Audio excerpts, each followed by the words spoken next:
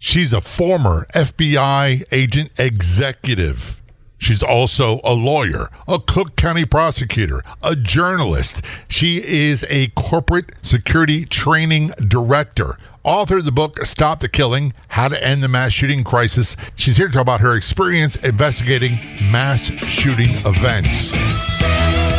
Welcome to the Law Enforcement Today radio show. I'm your host. My name's John J. Wiley. In addition to being a radio broadcaster, I'm a retired police sergeant. For the latest news articles and much more, check out our website, letradioshow.com. In the Law Enforcement Today show, we'll be joined by special guests. We'll be talking about their experiences and issues affecting law enforcement officers, first responders, their families, their community, and victims of horrendous crimes. Be sure to like us on Facebook. Our page is Law Enforcement Today Radio Show. Check out the daily articles on our website, letradioshow.com. And while you're there, download our free app. Has this ever happened to you? You sign up for a free email newsletter, and within hours, you're receiving tons of spam. That won't happen when you subscribe for the free Law Enforcement Today Radio Show email newsletter. We won't spam you. No more than 2 emails a week. I promise. All subscribers are automatically entered in all future contests. Sign up at letradioshow.com. Scroll down to the sign-up area. That's letradioshow.com. Calling us from Washington, D.C. area, we have Catherine Schweit on the phone. Catherine is a person with a huge resume. Former FBI special agent executive, Cook County prosecutor. That means she's a lawyer, and I'll be happy to talk to her, unlike many lawyers. Journalist and corporate security training director. Also, there's more. Author of the book, Stop the Killing, How to End the Mass Shooting Crisis. Catherine, thanks so much for being a guest of the show. Very much appreciated. Well, thanks. So kind of you to talk to me, even though I'm a lawyer. Yeah, I know. Look, I'm an old city cop. You know how it goes with lawyers and old city cops. Sometimes it's a love-hate relationship, right? I get it. But I served the cops well as a prosecutor, so I like cops. I do, too. The prosecutors that I worked with and went to trial with were phenomenal in Baltimore. The hardworking folks never got enough attention, never got enough appreciation for all they did. And that also goes for the public defenders. They never got appreciation for what they did, and they always got dumped on. Anytime something went bad, it was always their fault. Yeah, thankless job. But bless them for doing it. It's a thankless job. You know, the truth is, Catherine, I tell people, I pride myself on being a good cop. I did a good job investigations. I did a really good job report writing and testifying in court. And you know how it taught me to be really good is the testifying was the public defenders in district court. They were really top-notch lawyers. They're there every day. The prosecutors are in court every day, too, but those public defenders are in court trying to do their best to represent people who just have no place else to turn, and they do it every day. They're fantastic. I agree with you. It doesn't surprise me to hear you say that. You know, Hollywood has really done a horrible job portraying law enforcement officers in their films, TV, and social media as well, and news. But the only other people that get the same sort of negative publicity all the time are prosecutors and public defenders. And it's almost like a laughable stereotype. Yeah, I think that's a good way to put it. They're stereotyped buttonholed into some positions, not unlike the bad relationship between the FBI and law enforcement, which we all know if you work on the ground, you don't have time for bad relationships. No, we don't. And we used to kid each other a lot, and we made fun of the FBI. They made fun of us. We made fun of the state police. They made fun of us. Same in the county. But the truth was, and you know this, Catherine, when push came to shove and things got dirty, we always took care of each other. We always had each other's back, and we always demanded, unlike what a lot of people think, we always demanded people do the job the right way.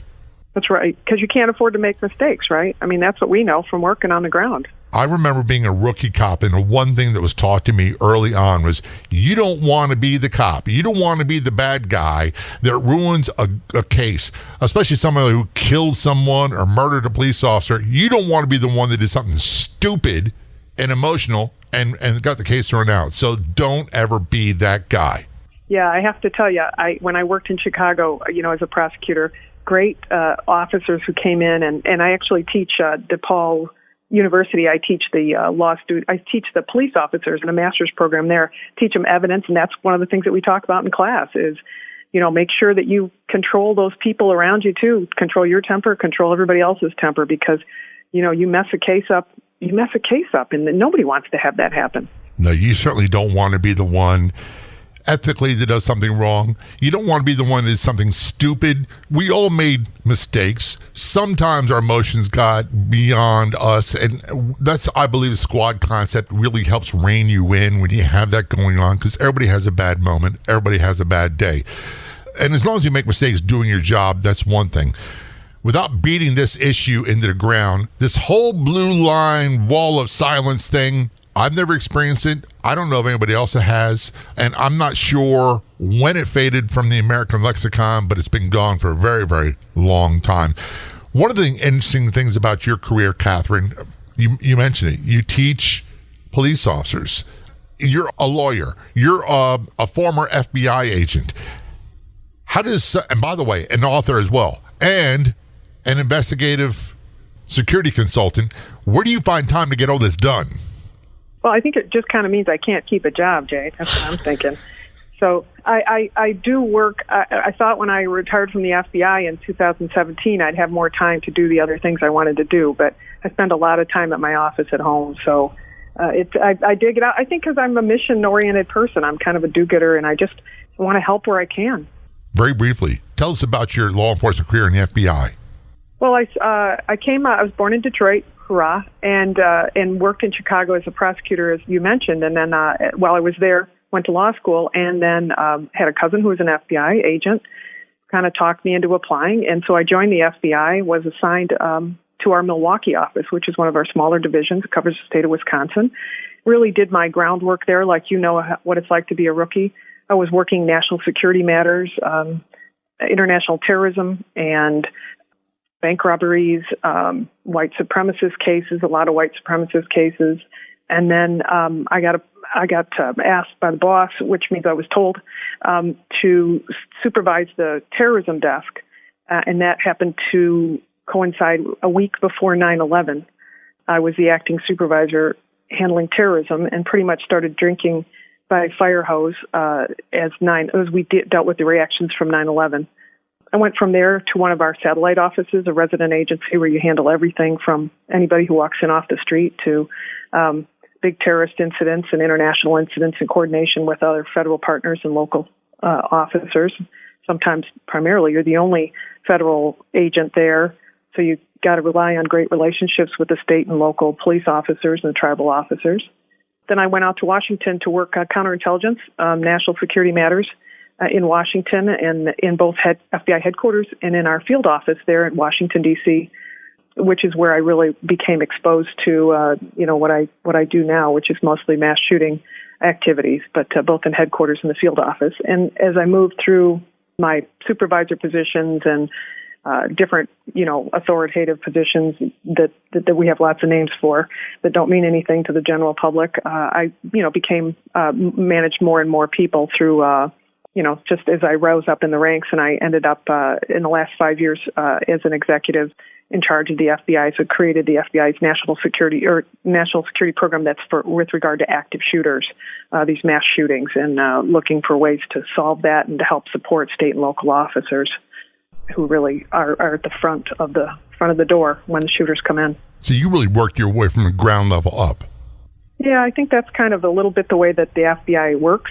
Everybody starts out as an agent, because an agent, it's kind of like they say about the Marines, an agent is an agent is an agent. Everybody's got to be able to do everything. One of the reasons why I love talking to you, Catherine, is I love shattering stereotypes, especially stereotypes about law enforcement that the news media, Hollywood puts out there. And there are so many. I'm, by the way, an Irish Catholic. Some would say a Neanderthal, Cretan, knuckle-dragging epitome of what a street cop looks like and acts like. By the way, I always say, when I'm 85 living in an old folks' home, people go, shh, there's 5-0 when I'm walking with my walker. You defy a lot of those stereotypes. We're talking with Catherine Schweit on the Law Enforcement Today show. We're going to talk about mass shootings, her involvement, investigations, what she's learned, in particular, the Navy Yard and Holocaust Museum. This is the Law Enforcement Today show. Don't go anywhere. We'll be right back. sure to look for the Law Enforcement Today radio show all over social media. We're on Facebook. Look for Law Enforcement Today radio show. On MeWe.com, look for Law Enforcement Today radio show. On Twitter, follow LET Radio Show PO1. On Instagram, follow LET Radio Show Podcast. And on Gab.com, search for Law Enforcement Today radio show. Again, our website is letradioshow.com. Hope to see you online soon.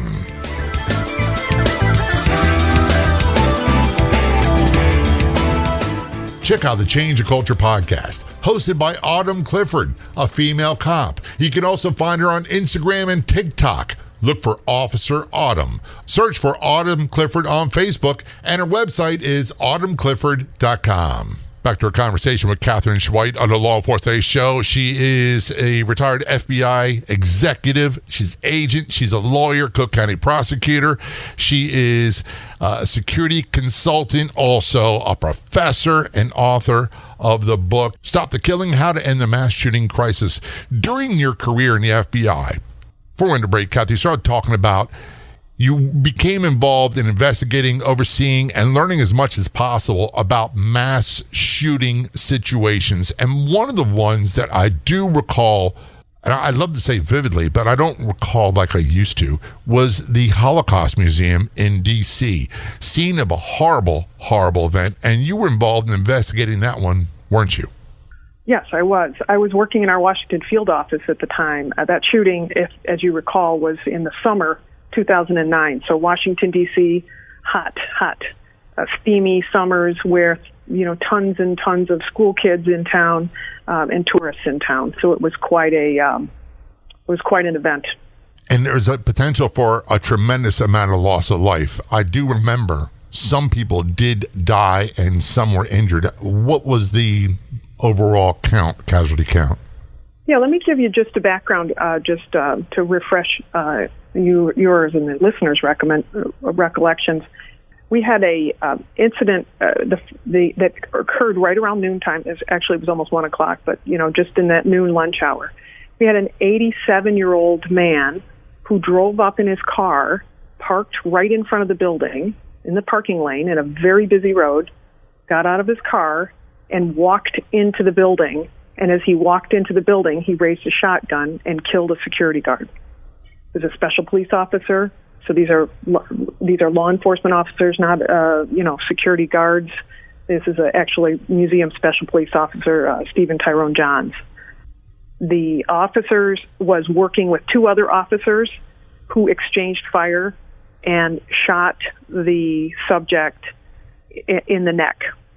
So it was a very quick 2-minute incident, but very dramatic incident that occurred in downtown Washington, one that we haven't seen in a tremendous number of years.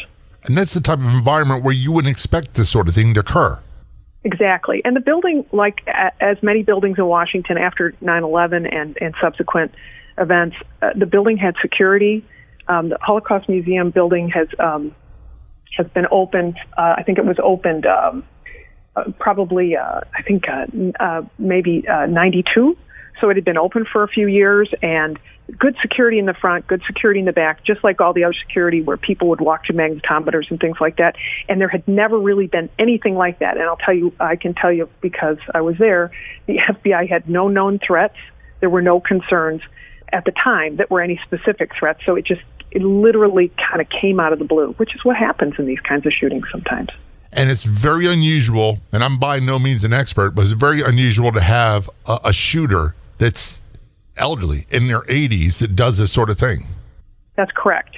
I've researched a lot of these shootings, as you can imagine, because I authored the FBI's research on active shooters, and we had shooters as young as 12, but this was our oldest shooter in 20 years, and he was 87 at the time, and in fact he was hit in the neck in exchange of gunfire, and he died 6 months later in the hospital. So he had turned 88 a few weeks after the shooting incident. But he was 87 at the time, which is an important thing to say because 88 means something to white supremacists. And in this case, this was a white supremacist, and we wanted to, and he's neo-Nazi, self-avowed, He'd had a lot of trouble with the law before, and was very intent on doing this. But you are correct. The average age, what we see, is in the 30s. 35 years old, median age 32. Very unusual. I'm glad you didn't mention his name. I'm a big proponent of not giving these people any publicity whatsoever. You mentioned the white supremacist, and I have to say this. I was working as a sergeant in Northwest District of Baltimore, and it was Martin Luther King Jr.'s birthday, and we had the NAACP headquarters in our district.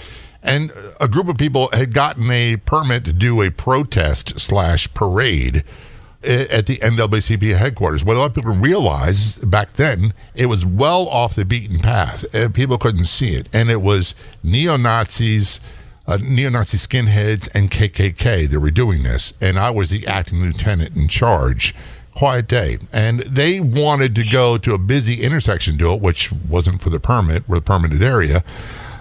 But we had to make sure that their right to free speech was protected. However, they knew right off the top of the bat, without a shadow of a doubt, because I had a conversation with the leader, there'd be no problems, there'd be no violence, there'd be none of that stuff, because it would be handled decisively. That's all I can say about this. It's a bad situation for a law enforcement being. You don't want to protect these people's rights, but you've got to. You're right. I mean, I think that especially, I'm obviously as an FBI agent, the Constitution is sacrosanct. That's what we swear allegiance to, is the Constitution, and that includes the First Amendment and all the other amendments to the bill in the Bill of Rights. And everybody does have that authority, that right to assemble, to peaceably assemble, to speak what they want of their own free will and say what they want to say, as long as they do it peaceably. But I think your point is what you saw is absolutely well taken about what happens in those instances when they come together for a march, for a protest, and they're all together. I think they stop and think about the fact that we're going to have this little march on the corner of 4th and Main, but if we cause any problems, the police are going to give us, we're going to give police a reason to cause problems. But I think these individual situations where, like this guy who came and pulled up in front of the Holocaust Museum, is one guy. He's not thinking. He's had trouble before. He was arrested and actually served jail time for trying to take hostages at the Federal Reserve Board.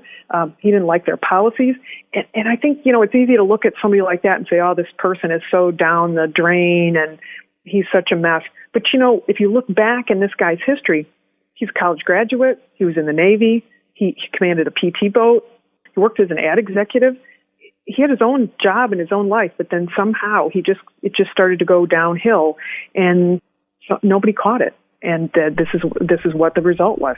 And one of the things that people always say, and the news will interview people, say, I never saw a sign. He's a quiet guy. He kept to himself, never saw it. We as a society teach our children, be worried about the boogeyman. Be worried about the guy down the street that looks a little creepy, that's got the car, hey kid, let's go help find my puppy. And those are legitimate threats to be concerned about. But the far more dangerous are the man, the woman who looks like everybody else, doesn't attract attention, and all of a sudden, may not be all of a sudden, we hear them committing huge acts of violence. I believe this guy walked up and said something first, didn't he? Spot on. Actually, he didn't say anything coming to the door. He had etchings on his shotgun. He had a Winchester shotgun with him, a 12 gauge that he used, and he didn't. What happened, and how unfortunate that the special officer Johns was very well loved. He'd been on the scene for 6 years working there, and he was the greeter, kind of. He came to the door, and when he saw this gentleman get out of the car, he actually stepped up to the door and opened the door for him. And in exchange, the man raised a shotgun and killed him. We're taking a short break. We're talking with Katherine Schweit. Katherine is a former FBI agent executive, a lawyer, Cook County prosecutor. She is a corporate security trainer and author of the book, Stop the Killing, How to End the Mass Shooting Crisis. This is Law Enforcement Today's show. Don't go anywhere. We'll be right back. This portion of the Law Enforcement Today radio show is brought to you in part by Pet Rescue Life Facebook page. Everyone's welcome at the Pet Rescue Life Facebook page, where you'll find fun, informative, and enjoyable posts daily. Purebred, mixed breeds, rescues, we love them all. Be sure to like the Pet Rescue Life Facebook page.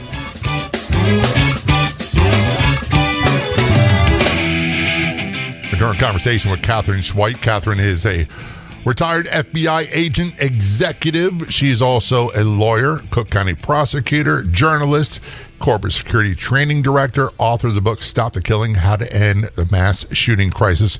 We're talking about earlier in your career, we talked about what you did in the FBI. All very much appreciated. I forgot to say thank you for your service, but I do thank you very, very much.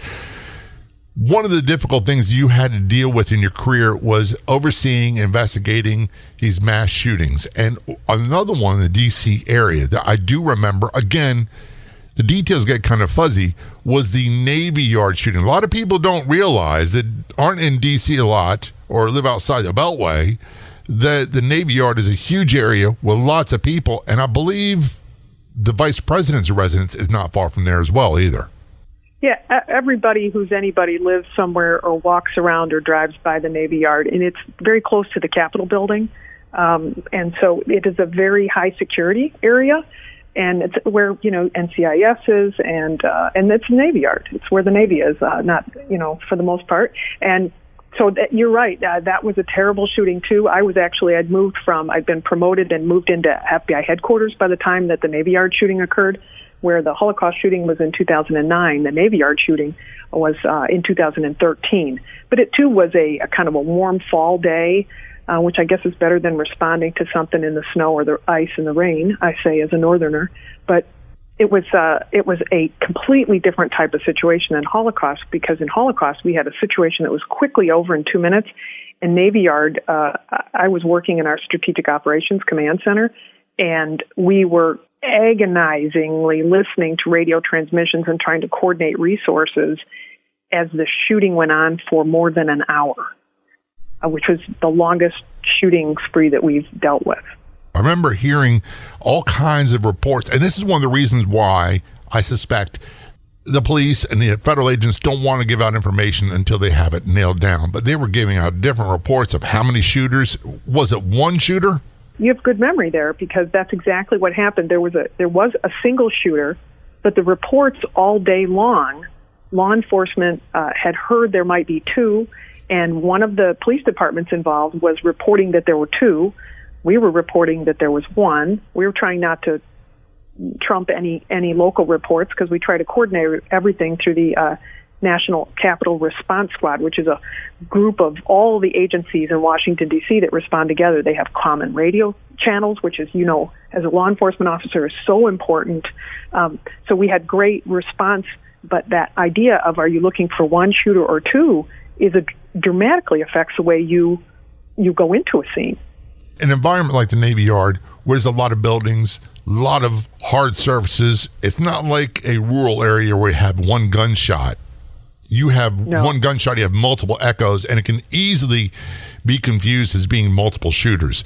But there was, if my memory is right, and trust me, Catherine, my ripe old age, as often as not, they were following and had reports of this guy on video at different locations, security video throughout the buildings there.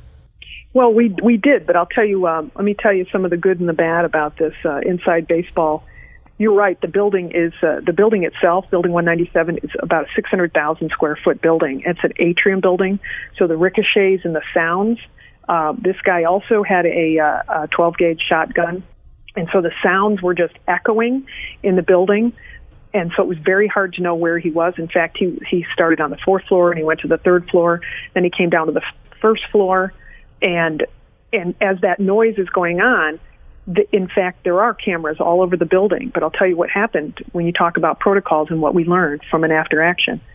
The guy who was responsible for the video cameras, someone pulled the fire alarm when the shooting started, and the guy who was responsible for the video cameras in the building did exactly what his protocol was. He exited the surveillance room, locked the door, and left the building. So the entire time that we were looking for that shooter, we had no knowledge of the cameras and no access to them. They might as well have not existed at that point. Exactly. And I think another thing that we, remember there were some shootings at Fort Hood? Yeah. And they changed, the military changed protocols and said you must have a 911 operator system so that you can make phone calls in. Well, that kind of backfired at Navy Yard, because everybody who was in the building who was calling their internal 911 those calls went to one location. People who were calling the external 911, those calls went to Metropolitan Police, MPD, so Washington Metropolitan Police Department. So what happened is the police department was only getting a fraction of the material because a lot of the information was going into the Navy Yard 911 system and those people there who were not communicating with the MPD people. So a lot of coordination issues that were just frustrating. And I think, Kathy Lanier, the police chief at the time, who's now with the NFL, she did such a fantastic job of, kind of, I'm going to say owning up, but it wasn't anything she did that was her fault. But, she was straightforward about here's all the things that went wrong and here's the difficulties that we had. She had officers who responded, who actually, I'll tell you, after about 70 minutes, 2 teams of officers managed to come from one end of a corridor and another team from another end of the corridor, and the shooter actually popped up and shot at them, and one of the officers took a bullet in the vest, which was fantastic as opposed to any place else, and they managed to shoot and kill him. But I'll tell you, the 2 responding teams were on different radio channels, so they didn't know each other was coming down the hallways.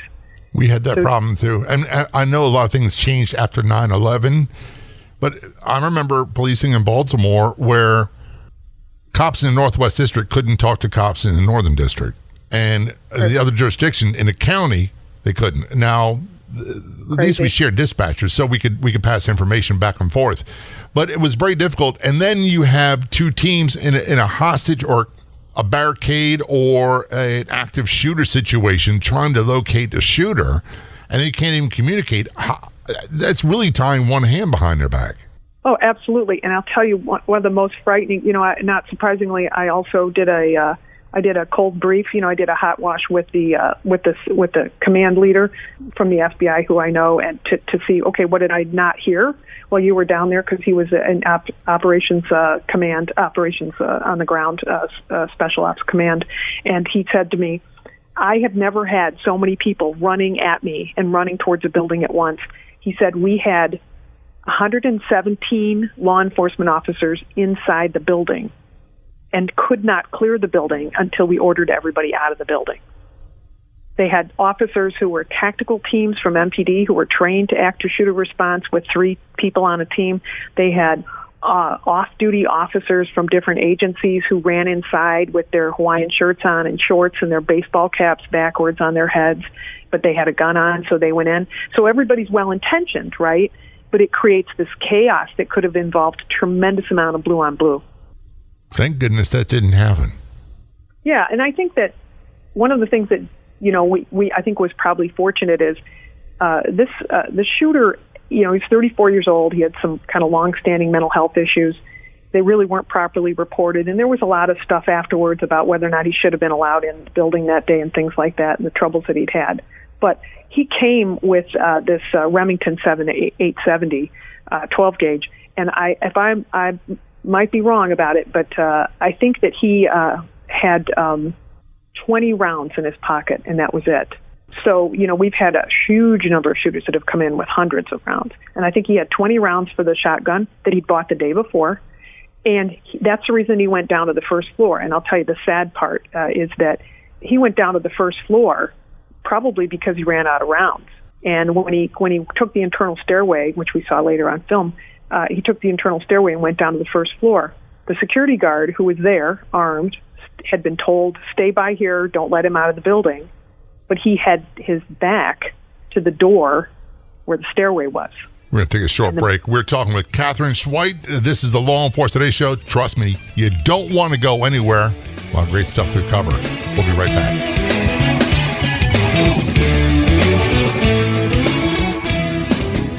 One of the most frequent questions we see is, where can I find great podcasts? Do you have any suggestions? Yes, we do. So we decided to start our own podcast network on Law Enforcement Today. That's right. You can find top podcasts about law enforcement on our website and our free app. Go to letradioshow.com, click the Be Heard tab, and there you'll find the LET Podcast Network. We'll be adding more podcasts from first responders and more. Again, to find the Law Enforcement Today Podcast Network, go to letradioshow.com and click on the Be Heard in our menu, or download our free app today at letradioshow.com.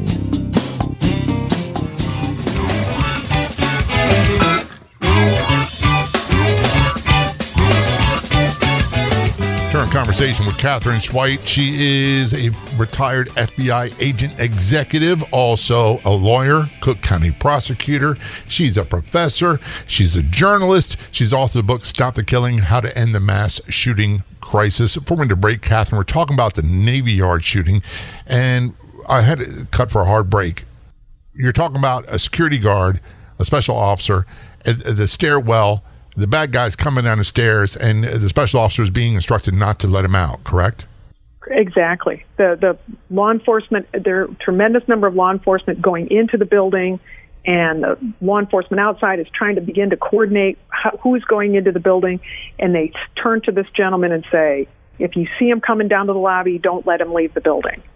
And so he's there in the building, and it's sad to watch, but we obviously had an opportunity to do after action and look at all the videotape and the surveillance cameras, and you see him come down the stairway and down the stairway and down the stairway from third and then fourth, third, second, first. He pops out that door, and he walks up right behind the security officer and kills him. And he takes the security officer's gun and goes back into the stairway.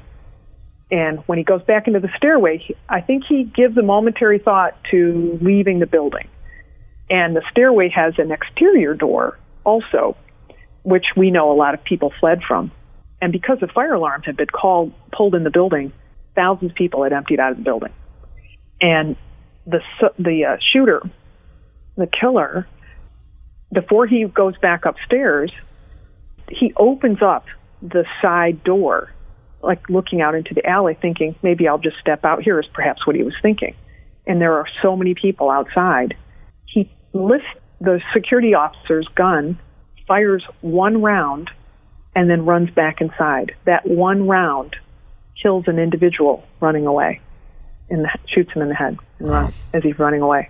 So now we have a shooter that appears to have occurred shooting outside, making it much more complicated for law enforcement, because now they have a person who's hit in an alley and we don't understand why. And none of this at the time makes sense. And be honest with you, none of it really makes sense logically afterwards, why people do these things. Mental illness, hate, whatever it might be. My mind doesn't really work that way. I realize law enforcement officers have a job to do, and the first thing is you want to neutralize the threat so that they can't hurt anybody else. One thing before we get further in the conversation, both of these horrible events have in common is they both use 12-gauge shotguns. People would automatically assume we're talking about the heavy military-style weapons. 12-gauge shotgun is no joke, and they can do a lot of damage, as was the case with both of these situations. And they're readily available. They're not hard to get. I remember watching a documentary, I believe it was about World War I, and the 12-gauge pump shotgun was designed for trench warfare. A lot of people don't realize that. Yeah, that's a great point, because it is it's a simple gun. We think of it as a hunting item, right, or something for target practice, but it leaves a big hole. Yeah, big hole. I've got a 12-gauge shotgun, and I tell people it's probably the best weapon for home defense, as the 12-gauge shotgun. People love to talk about it, and I'm not an expert when it comes to rifles, guns, or anything like that. I never had them, Katherine, until I got into police work. So it was always a tool for the job. It was never a passion of mine. I want to go back to your opinions. Having learned and investigated these things, what's the number one thing that we in society need to do to start preventing some of these things from occurring? I think the number one thing that we need to do is own it. I think as a civilian, most citizens say the police have to solve this problem. The police, I'll call the police. If it's a big enough problem, then I'll call the police and the police will come. But the police are the very last ones to find out if somebody is a concern. Neighbors, friends, coworkers, pastors, business owners, HR people, the people next door that you see that are suddenly doing something, you have to own it, and you have to call and trust that the professionals like the police and mental health counselors are going to do something about it if they know about it. But they can't do anything about it if they don't know about it. Right. And that's where I think our biggest failure is. Citizens don't feel it's their responsibility. And let me add this. Citizens think oftentimes, I don't want to get somebody in trouble. I don't want to get involved. And those two factors keep people from making phone calls. When you and I know, you can call the police, or you can call a pastor, or you can call anybody and say, I don't want to get involved, but let me tell you what I know. And time is of the essence in these situations. I would much rather people call the police and be wrong than people have to call the funeral director. Yep, spot on. Amen to that. And one of the things that I learned in police work, and I know you're going to agree with me on this one, is, and I don't care what people believe. You believe in God, you believe in Mother Nature, whatever it is. If something is making you feel worrisome about somebody, it's making the hair on your neck stand up, your instincts are saying there's something wrong with this person. I'd rather you take action and alert someone. If you're wrong, you can always apologize. If you're not wrong, you can't undo what they did. Correct. I can't tell you how many times, you know as well as I do, how many times we've seen in a police report a neighbor who's interviewed who says, well, he was doing something, he was acting kind of hinky. A teacher who says, the teacher who, the shooter at Virginia Tech University lived not just a couple blocks from me and went to school with my kids, and the same school as my kids. And one of his teachers was approached after the shooting, and she said, you don't even have to tell me who it was. I know who it was. People know. Yeah. People know. God, Mother Nature, whatever, gave you these instincts to survive. And they gave you those instincts for a reason. So always trust your gut. And you made a great comment, Catherine. Hinky. You know how many cases I've solved because someone was hinky, just didn't act right. We know it. We all have that feeling. We all know, and we get that feeling, and we just shouldn't ignore it. And another problem that happens is even when somebody thinks about it, they talk to the wrong person about it. They'll call their neighbor, they'll call their friend or their sister, or they'll tell their husband, it just seems kind of hinky. This is things, but they don't call the right people who can act. Yeah, calling Joe the plumber down the street's not going to help. Right. Call somebody who can act to check up on it. Doesn't mean you're getting anybody in trouble. And a question, I hate to throw questions at you. One of my pet peeves is that when someone commits a mass shooting, everybody knows their name. The news media puts out their manifestos, the reason why they did it, whatever their twisted thinking was, and they become infamous. Meanwhile, someone who feeds thousands of people a day who are homeless, no one knows their name. Yeah, I will tell you, just to give you a little positive thought about that, the media is keenly aware that they have been complicit in this, and there's been some research that I can refer you to that shows that this contagion factor applies, that naming people turns them into martyrs. We've seen that particularly with the shooters from the high school out in Colorado, and when that occurs and people begin to idolize them, then it's not about the survivors and it's not about the victims. And I think the reason that happens is because we are so, as a society, we're so hungry for news. And the news story, the narrative for the news story on the day of the shooting, the only narrative that the media can grasp is the known quantity, the shooter. Let's talk about your book. Stop the Killing, How to End the Shooting Crisis. Where do people get it? Where can they buy it? Where can they get more information? Oh, I appreciate you mentioning that. You can go to my website. It has all the places listed. Catherine Schweit, KatherineSchweit.com, KatherineSchweit.com. If you go there and you look at the buy the book link, you can, the best way to do it is sign up for my newsletter. There's a discount code on there. You can get I think it's a 30% discount. And so you can get it for basically what I can get it for. But that would be and there's also more resources on that site. And we try to share, I'm trying to share with a regular newsletter and through blog entries, information. People need to just learn kind of what's going on and be engaged and be involved. And then they won't be so afraid, because they'll exchange some facts for some fear. Knowledge is power, without a doubt. Your website address one more time. KatherineSchweit.com. Catherine, thanks so much for all you've done. Thanks for your service, and I really appreciate you being a guest on the Law Enforcement Today show. All of it is very much appreciated. Thank you so much for having me on. I'd like to thank our guests so much for coming on the Law Enforcement Today radio show. The Law Enforcement Today radio show is a nationally syndicated radio show broadcast on numerous stations once a week and growing. If you enjoyed the podcast version of the show, please do me a big favor. Tell a friend. I'll be back in just a couple days with a brand new episode of the Law Enforcement Today radio show and podcast. Until then, this is John J. Wiley. See ya.